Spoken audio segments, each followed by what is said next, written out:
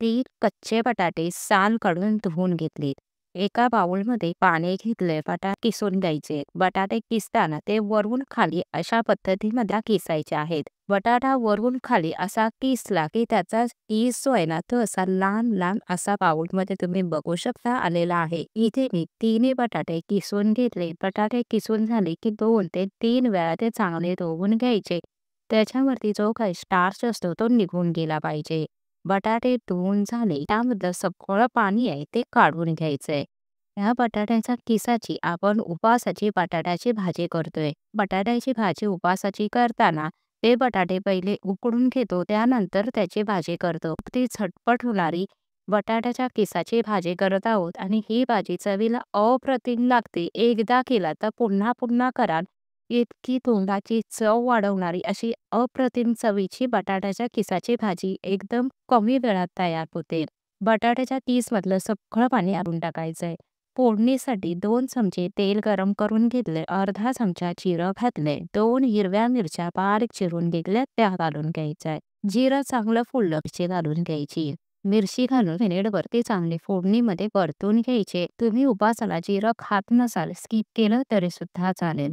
ज्या बटाट्याच्या किसमधलं सगळं पाणी काढून घेतलेलं आहे तो किस फोडणीमध्ये घालून घ्यायचा आहे. गॅस एकदम कमी ठेवून चांगला परतून घ्यायचा आहे. बटाट्याचा किस चांगला परतून झाला की ह्यामध्ये मीठ घालायचंय. बटाट्याचा किस आहे तो शिजल्यानंतर थोडासा आळला जातो, त्यामुळे मीठ घालतानाच थोडासा कमी घालून घ्या. मी इथे अर्धा चमचा मीठ घालून घेतले. मीठ घालून मिक्स करून घेतलं.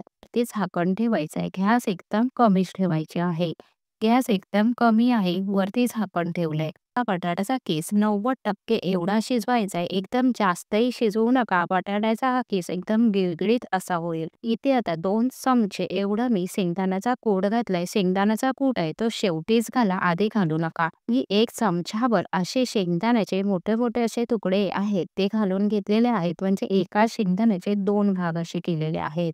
असे शेंगदाणे ह्या भाजीमध्ये घातले की बटाट्याची भाजी खाताना जेव्हा ते शेंगदाणे दाताखाली येतात तेव्हा भाजी चवीला अजूनच छान लागते. शेंगदाण्याचा कूट शेंगदाणे घालून मिक्स करून घेतलं. शेंगदाण्याचा कूट शिजल्यावरच घालून घ्या. शेंगदाण्याचा कूट शेंगदाणे घालून 2 मिनिटं परतून घ्या.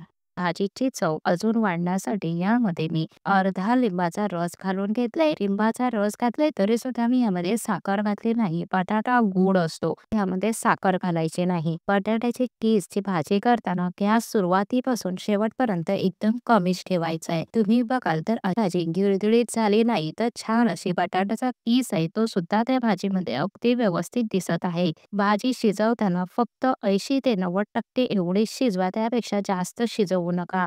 उपासाला कोथिंबीर खात असाल तर वरून कोथिंबीर घालून घ्या.